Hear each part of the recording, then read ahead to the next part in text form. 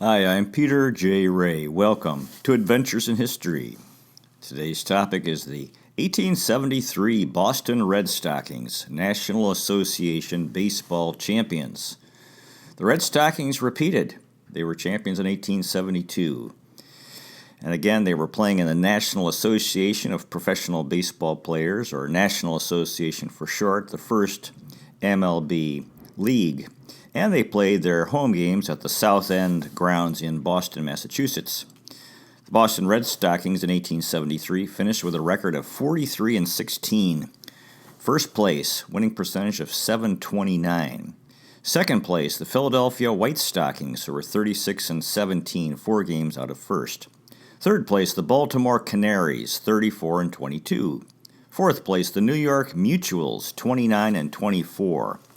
Fifth place, the Philadelphia Athletics, 28-23. So Philadelphia had 2 teams.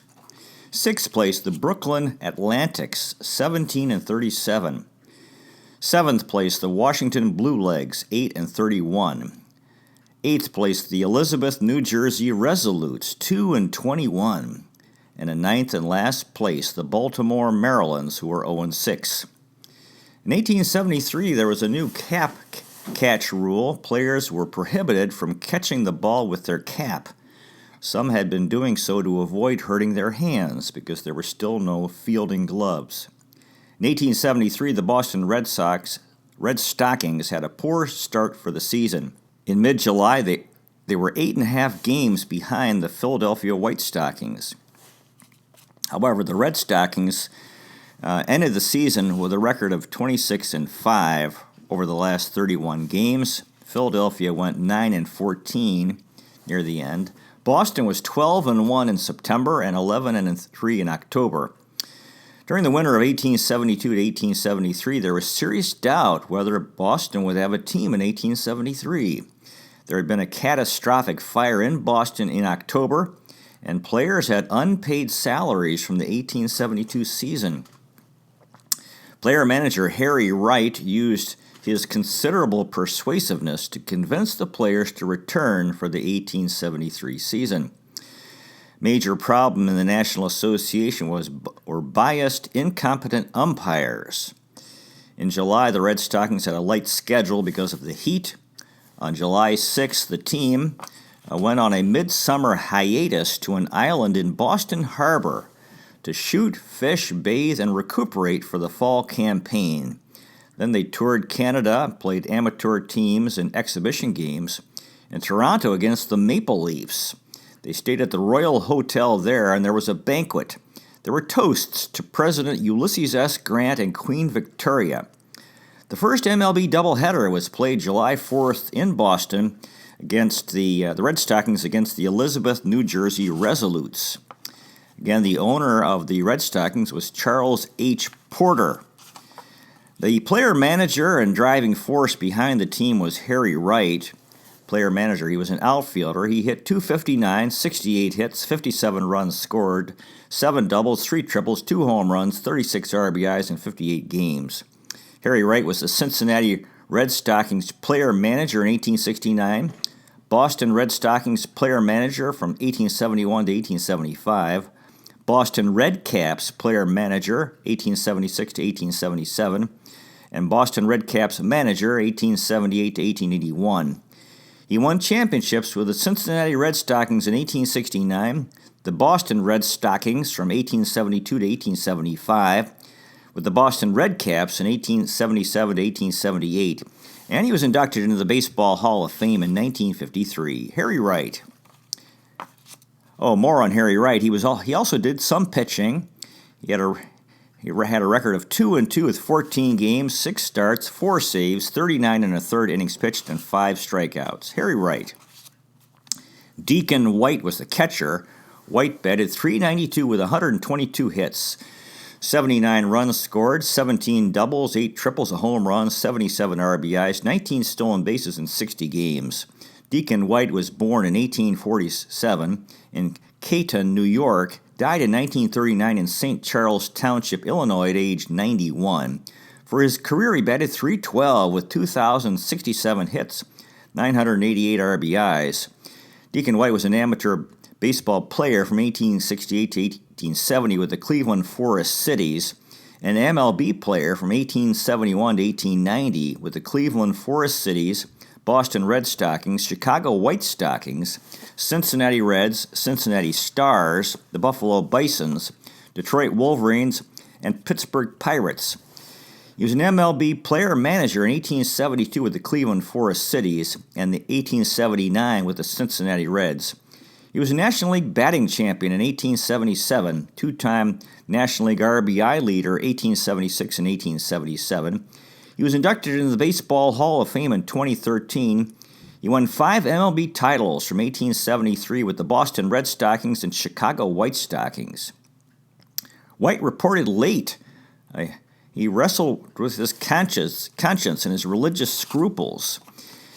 He had become devoutly religious. His nickname was Deacon White. As a result of this religious conversion, he stopped drinking, smoking, and gambling. He reported in mid-April. Of course, the MLB atmosphere there was a lot of drinking, smoking, and gambling. But White decided that he could play pro baseball despite his religious conversion, and then after games avoid the players when they were drinking, smoking, and gambling. Deacon White. Jim O'Rourke was the first baseman. O'Rourke batted .350 with 98 hits, 79 runs scored, 21 doubles, 2 triples, a home run, 49 RBIs, 57 games. For his career, he was primarily an outfielder.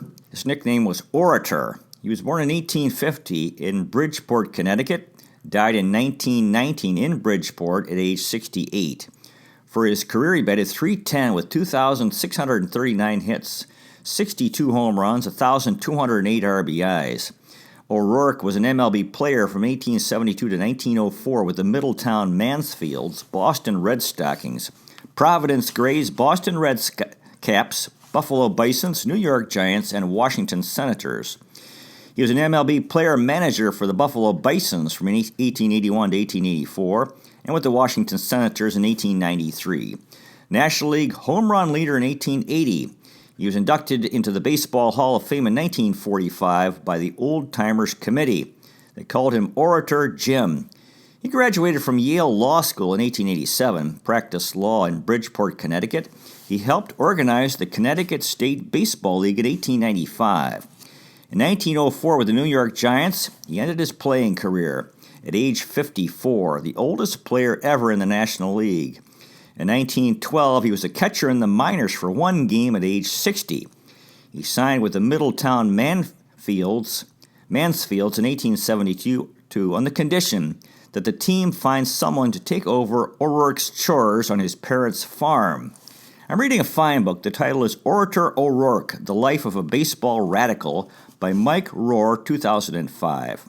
Mike Rohr wrote, quote, Jim O'Rourke earned the nickname Orator for a commanding speaking voice that he used to champion the rights of professional athletes.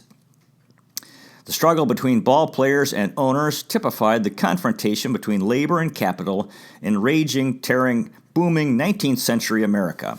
O'Rourke serves well as a touchstone to this period in the history of the country and its national sport.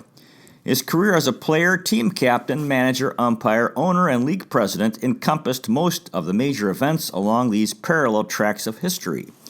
O'Rourke devoted his career to bringing a respectability to the role of professional athlete, indeed of working men and women as a whole. He did not compromise an inch on the ideal that a man who earned his bread by his hands could command dignity. His parents, Hugh and Catherine O'Rourke, were immigrants to the United States from Ireland, who fled the potato famine there. Jim Orator O'Rourke. Ross Barnes was the second baseman. Barnes batted .431, 125 runs scored, 138 hits, 31 doubles, 11 triples, 2 home runs, 60 RBIs, 43 stolen bases in 60 games. And Barnes was with the Boston Red Stockings from 1871 to 1875. Ross Barnes. George Wright was the shortstop, brother of Harry Wright. George Wright batted .387 with 99 runs scored, 125 hits, 17 doubles, 7 triples, 3 home runs, 43 RBIs, 9 stolen bases in 59 games. And George Wright was with the Boston Red Stockings from 1871 to 1875. George Wright.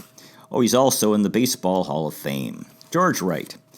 Harry Schaefer played third base. Schaefer batted .267 with 65 runs scored, 79 hits, 12 doubles, 2 triples, 2 home runs, 42 RBIs, 14 stolen bases in 60 games.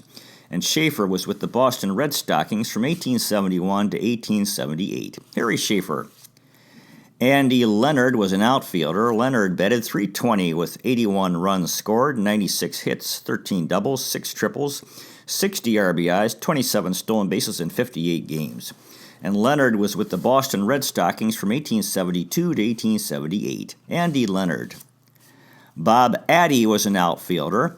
Addy batted .355 with 37 runs scored, 54 hits, 6 doubles, 3 triples, a home run, 32 RBIs, 6 stolen bases in 31 games. During his career, he was generally a right fielder and second baseman. He was born in 1842 in Port Hope, Ontario, Canada, and died in 1910 in Pocatello, Idaho at age 68. For his career, he batted .277 with 1 home run and 167 RBIs.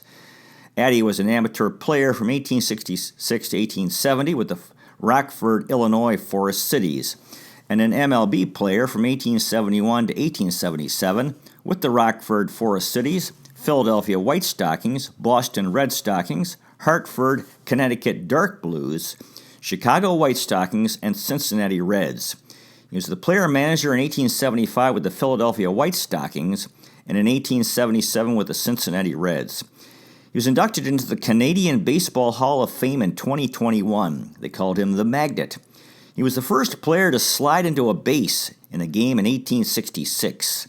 He attempted, without much success, to create baseball on ice. He was the first Canadian MLB player. Cap Anson, in his 1900 book, wrote, quote, Bob Addy, who was one of the best of the lot, was a good, hard-hustling player, a good base runner, and a hard hitter. He was honest as the day is long. He was an odd sort of genius and quit the game because he thought he could do better at something else, running a tin shop in the Oregon wilderness. Bob Addy. Jack Manning was a bench player. He played some first base. Manning batted .266 with 28 runs scored, 41 hits, 4 doubles, a triple, 21 RBIs in 31 games. During his career, he was often a right fielder and pitcher as well. He was born in 1853 in Braintree, Massachusetts. Died in 1929 in Boston, Massachusetts at age 75. For his career, he played in 833 games. Batted .263 with 360 RBIs. Manning was an MLB player from 1873 to 1886 with the Boston Red Stockings and Baltimore Canaries, Hartford Dark Blues, Boston Red Caps, Cincinnati Reds, Buffalo Bisons, Philadelphia Quakers, and Baltimore Orioles. He was a player-manager in 1877 with the Cincinnati Reds. On October 9, 1884, he hit 3 home runs in 1 game. Jack Manning. Dave Birdsall was an outfielder, bench player. Birdsall batted .091. He scored 4 runs, had a hit, stolen base in 3 games, and Birdsall was with the Boston Red Stockings from 1871 to 1873. Dave Birdsall. Fraley Rogers played some first base. Rogers batted .364, 2 runs, 4 hits, a double, 3 RBIs in 2 games. And Rogers was with the Boston Red Stockings from 1872 to 1873. This was the end of his MLB playing career. Fraley Rogers. Charlie Sweezy played some second base. Sweezy batted .250 with 1 hit and 4 at-bats in 1 game. Sweezy was with the Cincinnati Red Stockings from 1869 to 1870 and with the Boston Red Stockings in 1873. His MLB playing career continued until 1878. Charlie Sweezy. Now, most of the pitching, the overwhelming amount of pitching are done. The primary pitcher was Al Spalding, founder of the Spalding Sporting Goods Company. Spalding, as a hitter, batted .328 with 83 runs scored, 106 hits, 15 doubles, a triple, an RBI, and 71 a home run, 71 RBIs, 9 stolen bases in 60 games. Spalding had a pitching record of 41-14, ERA of 2.99, 60 games, 54 starts, 46 complete games, a shutout, 3 saves, 496 and 2/3 innings pitched, and 50 strikeouts. Al Spalding. As we said, the Boston Red Stockings in 1873 finished in first place. There were no playoffs or playoff game or championship series or World Series, so they were the automatic champions, finishing in first place. However, the second place team, the Philadelphia team, protested because Bob Addy, who played for Boston, they said violated a rule to prevent player jumping. Under this rule, if a player left a team, he had to wait 60 days to play with another team. And it was alleged that Addy violated that rule by playing when he changed teams. He left Philadelphia, came to Boston, and they alleged that he violated that rule, and that therefore the games that Addy played for Boston should be forfeited, and therefore Philadelphia should be considered the champion. So they had a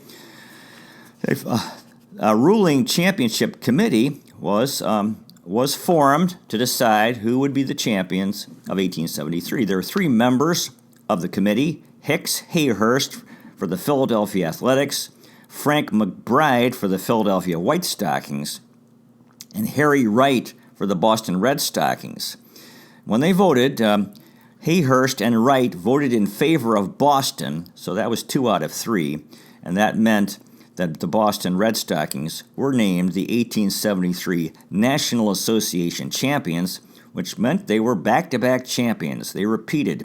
They had won the championship in 1872 and now in 1873. That's the story of the 1873 Boston Red Stockings in the MLB season. So that concludes today's presentation. Thanks so much for watching. I really appreciate it. God bless you. Take care, and I'll see you next time.